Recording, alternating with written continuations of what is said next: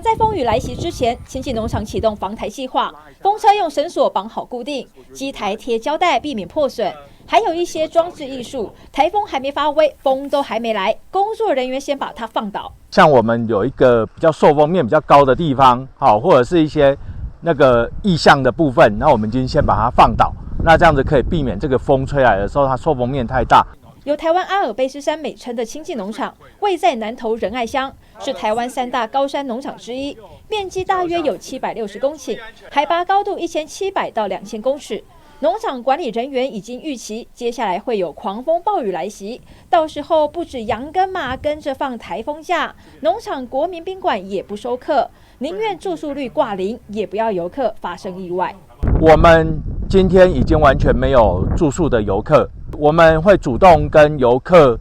做一个劝退的动作，那呼吁游客不要在这个时间点上来，也会增加相关的救难困难。清境农场国民宾馆的大门原本是玻璃门，就怕被风吹破，紧急加装铁门防护。房间赏景阳台的桌椅也绑好固定，农场上上下下全部动起来，做好万全准备，平安度过台风时期。民视新闻张家维南投报道。